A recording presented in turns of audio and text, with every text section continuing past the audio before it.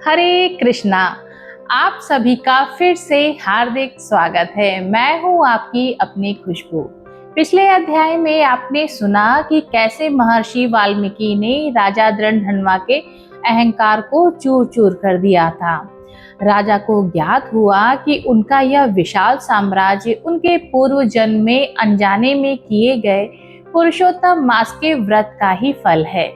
राजा का अहंकार अब पूरी तरह गल चुका था और उनके भीतर यह जानने की तीव्र जिज्ञासा जागी कि आखिर एक तिरस्कृत मास पुरुषोत्तम मास कैसे बना।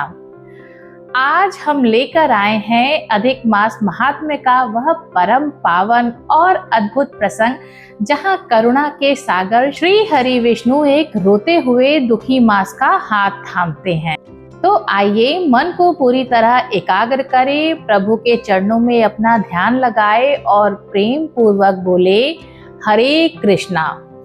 नारायण ने नारद जी से कहा, हे देवर्षि, अब आगे का वृत्तांत सुनो जो भगवान श्री कृष्ण ने काम्यक वन में राजा युधिष्ठिर और अर्जुन को सुनाया था। जब वह संक्रांति से रहित असहाय और निंदित मलमास बैकुंठ धाम पहुंचा तो उसकी स्थिति अत्यंत दयनीय थी। संसार के लोगों ने उसे दुत्कार दिया था, उसे मल यानी गंदगी की संज्ञा दे दी थी।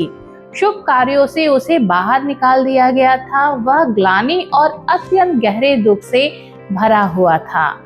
बैकुंठ के दिव्य सुवर्ण सिंहासन पर बैठे जगन्नाथ श्री हरि को देखकर वह मलमास भूमि पर साष्टांग दंडवत कर गिर पड़ा। उसकी आंखों से अश्रुओं की धारा बह रही थी। भगवान विष्णु ने अत्यंत करुणा से उसे देखा और उठने का संकेत दिया।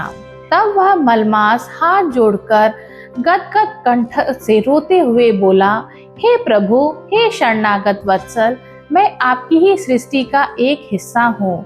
विधाता ने मुझे 12 महीनों में से अलग संक्रांति से रहित बनाया, परंतु स्वामी, इस संसार के लोग मुझे मलमास कहकर मेरा तिरस्कार करते हैं। वे कहते हैं कि मैं अपवित्र हूँ, निंदित हूँ। शुभ कार्यों में मेरा कोई स्थान नहीं है। कोई मेरे समय में यज्ञ नहीं करता, कोई विवाह नहीं करता, कोई मंगल कार्य नहीं करता। मलमास और अधिक रोते हुए बोला, हे स्वामी, संसार का यह अपमान अब मुझसे सहा नहीं जाता। इस तिरस्कृत जीवन को जीने से तो अच्छा है कि मैं अपने प्राणों का त्याग कर दूं। स्वामी, जिसके सिर पर किसी का हाथ ना हो, उसका आश्रय तो केवल आप ही हैं। क्या आपके रहते हुए भी आपकी इस तुच्छ संतान को यूं ही अपमानित होना पड़ेगा? प्रभु, मुझे इस घोर अंधकार से निकालिए। भगवान श्री हरि विष्णु जो ब्रह्मांड के कण कण के स्वामी हैं, उस मास के वचनों को सुनकर द्रवित हो उठे। भगवान की आंखों में करुणा के आंसू छलक आए। भगवान मंद मंद मुस्काए और अत्यंत मधुर वाणी में बोले, हे वत्स, धीरज धरो, रो मत। जिसने मेरी शरण ले ली उसका अमंगल कभी नहीं हो सकता। संसार ने तुम्हें त्यागा है तो क्या हुआ, आज से तुम अकेले नहीं हो। उठो, मेरे साथ चलो, मैं तुम्हें स्वयं गोलोक धाम लेकर चलता हूँ, जहाँ साक्षात भगवान श्री कृष्ण अपनी आह्लादिनी शक्ति श्री राधा जी के साथ विराजमान है। वही तुम्हारे इस दुख का अंत करेंगे। ऋषिगण बोले, हे सूत जी, इसके बाद भगवान विष्णु उस दुखी मलमास को लेकर कहाँ गए और गोलोक में क्या हुआ, वह हमें विस्तार से बतलाइए। सूत जी बोले, हे श्रेष्ठ ब्राह्मणों, नारायण ने नारद जी को जो कथा सुनाई उसे ध्यान पूर्वक सुनो। नारायण बोले, हे नारद, भगवान विष्णु ने उस मलमास का हाथ पकड़ा जैसे कोई पिता अपने रोते हुए बालक का हाथ थामता है। वे उसे लेकर परम दिव्य धाम गोलोक पहुँचे। वह गोलोक धाम जो तेजोमय है, जहाँ साक्षात दिव्य कल्पवृक्ष है, जहाँ की भूमि चिंतामणि रत्नों से जड़ित है, वहाँ कोटि कोटि कामधेनु गाय विचरती हैं। उस परम दिव्य गोलोक मध्य में करोड़ों सूर्यों के समान प्रकाशमान सिंहासन पर भगवान श्री कृष्ण विराजमान थे। उनके वामांग में साक्षात जगत जननी श्री राधा जी सुशोभित थी। चारों ओर गोप और गोपियों से प्रभु की स्तुति कर रहे थे। जब भगवान विष्णु वहां पहुंचे तो स्वयं गोलोक के अधिपति श्री कृष्ण खड़े हो गए। दोनों महाप्रभुओं ने एक दूसरे को आदर सत्कार किया। तब भगवान श्री कृष्ण ने मुस्कुराकर पूछा, हे वैकुंठनाथ, आज आपके आगमन का क्या कारण है और आपके साथ यह अत्यंत दुखी, कांतिहीन और रोता हुआ पुरुष कौन है? इसके नेत्रों में इतना भय और शोक क्यों है? भगवान विष्णु ने हाथ जोड़कर अत्यंत विनम्रता से कहा, हे पुरुषोत्तम, हे गोपीनाथ, यह समय का ही एक अंश है जिसे संसार मलमास कहता है। स्वामी, इस बेचारे का कोई रक्षक नहीं है। संक्रांति से रहित होने के कारण इसे सब स्वामीहीन और अशुभ कहते हैं। संसार के लोग इसकी निंदा करते हैं, इसे छूने से कतराते हैं। यह अपमान से त्रस्त होकर आत्महत्या करने जा रहा था, तब मैंने इसे रोका।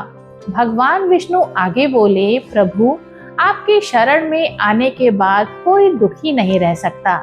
जैसे आपने द्रौपदी की लाज बचाई, जैसे आपने गजराज को ग्रह के मुंह से निकाला, वैसे ही इस अनाथ मास की भी रक्षा कीजिए। इसे कोई ऐसा वरदान दीजिए जिससे इसका यह कलंक सदा के लिए मिट जाए। भगवान विष्णु के इन करुणा भरे वचनों को सुनकर और उस मलमास की व्याकुलता को देखकर साक्षात भगवान श्री कृष्ण का हृदय प्रेम और दया से भर गया। भगवान श्री कृष्ण अत्यंत गंभीर और दिव्य स्वर में बोले, हे वैकुंठनाथ, आपने इसका हाथ थामा है तो इसकी चिंता अब मेरी है। सुनो, आज मैं इस लोक के सामने एक महान घोषणा करता हूँ।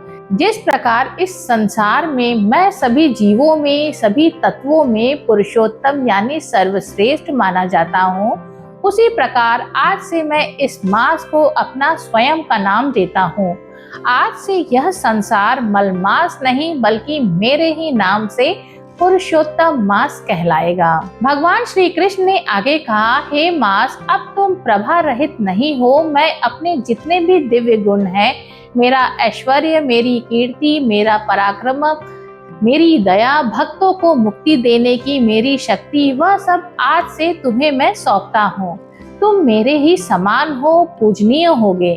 जो 12 महीने हैं उनके स्वामी अलग अलग देवता हैं, जैसे सूर्य, इंद्र आदि, परंतु इस 13वें मास का स्वामी स्वयं मैं हूँ, यानी साक्षात पुरुषोत्तम हूँ। भगवान श्री कृष्ण ने वरदान देते हुए कहा, जो मनुष्य अन्य महीनों में वर्षों तक तपस्या करके भी मुझे प्राप्त नहीं कर पाता, वह इस पुरुषोत्तम मास में केवल मेरी कथा सुनकर, दीपदान कर कर और नाम जप करके मुझे आसानी से पालेगा। इस महीने में किए गए हर छोटे पुण्य का फल करोड़ों गुना अधिक होगा। जो तुम्हारा तिरस्कार करेंगे वे नरक के गामी होंगे, और जो तुम्हारा आदर करेंगे वे सीधे मेरे परम धाम गोलोक को आएंगे। यह अद्भुत वरदान सुनकर उस मास का मुख करोड़ों चंद्रमाओं के समान खिल उठा। उसका सारा अंधकार, सारा दुख क्षण भर में गायब हो गया। वह दिव्य तेज से चमकने लगा। उसने भगवान श्री कृष्ण और राधा रानी के चरणों में बारंबार प्रणाम किया। सूत जी बोले, हे ऋषियों, इस प्रकार भगवान श्री कृष्ण ने एक निंदित और त्यागे हुए मास को ब्रह्मांड का सबसे पवित्र और फलदायी महीना बना दिया। यही कारण है कि इस मास को पुरुषोत्तम मास कहा जाता है। कथा को आगे बढ़ाते हुए महर्षि वाल्मीकि ने राजा दृढ़धनवा से कहा, हे राजन, जब भगवान श्री कृष्ण यह सब कह रहे थे तब देवर्षि नारद ने एक अत्यंत सुंदर शंका प्रकट की। नारद जी ने पूछा, हे प्रभु, जो मास मूल रूप से संक्रांति से विहीन होने के कारण मल यानी अशुद्ध माना गया है, वह अचानक इतना पावन कैसे हो गया? क्या केवल नाम बदल जाने से किसी वस्तु या काल का आंतरिक स्वभाव भी बदल जाता है। तब वक्ताओं में श्रेष्ठ भगवान श्री कृष्ण ने मंद मंद मुस्कुराते हुए नारद जी को एक अद्भुत दृष्टांत दिया। भगवान बोले, हे नारद, एक गहरे और घने जंगल में चंदन का एक वृक्ष था। हवा के झोंके से उस वृक्ष की एक सूखी टहनी टूटकर नीचे के कीचड़ में और नाली के गंदे जल में गिर गई। राह से गुजरने वाले हर व्यक्ति ने उस लकड़ी को देखा, परंतु उसे कीचड़ में सना हुआ जानकर सबने मुंह फेर लिया। कोई उसे छूना नहीं चाहता था, क्योंकि वह मलमूत्र और गंदगी के बीच में पड़ी थी। भगवान आगे बोले, तभी वहां से एक परम भक्त और संत गुजरे। उनकी दृष्टि उस कीचड़ में पड़ी लकड़ी पर गई। संत ने अपनी दिव्य दृष्टि पहचान लिया कि भले ही यह ऊपर से कीचड़ से ढकी है, परंतु इसके भीतर साक्षात चंदन का वास है। इसकी सुगंध अविनाशी है। संत ने बिना किसी संकोच के उस कीचड़ में हाथ डाला, उस लकड़ी को उठाया, उसे गंगा जल से स्वच्छ किया और घिसकर उसका दिव्य चंदन तैयार किया। फिर उस चंदन को ले जाकर उन्होंने साक्षात ठाकुर जी के श्री विग्रह के मस्तक पर लगा दिया। भगवान श्री कृष्ण ने नारद जी की आंखों में देखते हुए कहा, हे देवर्षि, अब तुम बताओ, जो लकड़ी कल तक कीचड़ में पड़ी होने के कारण निंदित थी, अछूत थी, आज भगवान के मस्तक की शोभा बनने के बाद क्या कोई उसे अशुद्ध कह सकता है? क्या कोई उसकी पवित्रता पर प्रश्न उठा सकता है? नहीं, क्योंकि अब उस पर भगवान का स्पर्श हो चुका है। ठीक इसी प्रकार मलमास भी संसार की नजरों में संक्रांति न होने के कारण कीचड़ की तरह उपेक्षित था, परंतु जैसे ही इस मलमास ने व्याकुल होकर मेरी शरण ली और मैंने इसे अपना नाम देकर अपने मस्तक पर धारण कर लिया, वैसे ही इसके सारे पूर्व दोष भस्म हो गए। अब यह काल का वह चंदन है जिसे जो भी अपने जीवन में धारण करेगा, उसका पूरा अस्तित्व महक उठेगा। यह अद्भुत दृष्टांत सुनकर राजा दृढ़धनवा का हृदय प्रेम और विस्मय से भर गया। उनकी आंखों में अविरल अश्रु बहने लगे। महर्षि वाल्मीकि बोले, हे राजन, इस परम पावन मास में साक्षात गोलोक का अधिपति श्री कृष्ण ने मनुष्यों के कल्याण के लिए कुछ अत्यंत विशेष कर्तव्यों और नियमों को निर्धारित किया है। यह मास केवल शारीरिक उपवास का नहीं, बल्कि मानसिक शुद्धिकरण का उत्सव है। इस मास में प्रत्येक मनुष्य को इन कर्तव्यों का पालन अवश्य करना चाहिए। वाणी का तप, मौन और मधुर वचन। इस मास में झूठ बोलना, किसी के पीठ पीछे निंदा करना, चुगली करना और क्रोध में आकर अपशब्द कहना कोटि गुना पाप का भागी बनाता है। इसलिए जितना हो सके कम बोले और जब भी बोले मधुर और कृष्ण नाम ही बोले। अयाचित दान और अन्न सेवा। भगवान को भूखों की सेवा अत्यंत प्रिय है। इस मास में भूखे मनुष्यों, पशुओं, विशेषकर गौ माता और पक्षियों को अन्न और जल देना साक्षात श्री हरि को तृप्त करने के समान है। यदि शरीर साथ न दे तो इस मास में विलासिता के बिस्तरों को त्याग कर भूमि पर शयन करना चाहिए। यह हमारे भीतर की कामुकता और अहंकार को शांत करता है। दीपदान का विशेष महत्व है। इस मास में संध्या के समय किसी पवित्र नदी के तट पर, मंदिर में या घर में ही तुलसी जी के सम्मुख गाय के घी का दीपक अवश्य जलाएं। यह दीपक आपके जीवन के जन्म जन्मांतर के अंधकार को नष्ट कर देता है। इस महीने में क्षमा भाव का होना अत्यंत जरूरी है। इस महीने में यदि कोई आपका अहित भी करे तो उसे भगवान की विधान मानकर क्षमा कर दें। अपने भीतर किसी के प्रति बैर या ईर्ष्या की भावना न रखें। जब महर्षि वाल्मीकि ने राजा दृढ़धनवा को यह अद्भुत कथा और इसके नियम सुनाए तो राजा की आंखों से प्रेमाश्रुओं की धारा बह निकली। राजा को समझ आ गया था कि जिस महीने को वे तुच्छ समझ रहे थे वह स्वयं भगवान का साक्षात स्वरूप है। इति श्री बृहनारदीय पुराणे पुरुषोत्तम मास महात्मने चतुर्थ अध्याय। इस प्रकार चौथा अध्याय पूर्ण हुआ। तो मेरे प्यारे भक्तों, यह चौथा अध्याय हमें सिखाता है कि जिसे यह दुनिया ठुकरा देती है, जिसे सब अयोग्य समझकर छोड़ देते हैं, उसे साक्षात हरि अपनी गोद में उठा लेते हैं।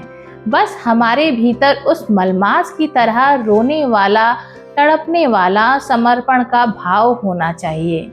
राजा दृढ़धनवा का हृदय अब पूरी तरह बदल चुका है और आगे की कथा में हम जानेंगे कि उन्होंने इस मास का व्रत किस प्रकार किया। यदि भगवान श्री कृष्ण की यह करुणा और चंदन का यह सुंदर दृष्टांत आपके हृदय को छू गया हो तो कमेंट बॉक्स में पूरे भाव से लिखना ना भूले, जय श्री पुरुषोत्तम भगवान, राधे राधे। इस दिव्य कथा को लाइक करें, अपने परिवार और मित्रों के साथ शेयर करें और हमारे इस भक्ति परिवार का हिस्सा बनने के लिए चैनल को सब्सक्राइब अवश्य करें। मैं हूं आपकी अपनी खुशबू। अगले अध्याय में फिर मिलेंगे राजा दृढ़धनवा की आगे की कथा और पुरुषोत्तम मास और भी गहरे रहस्यों के साथ। तब तक के लिए राधे राधे, हरे कृष्णा।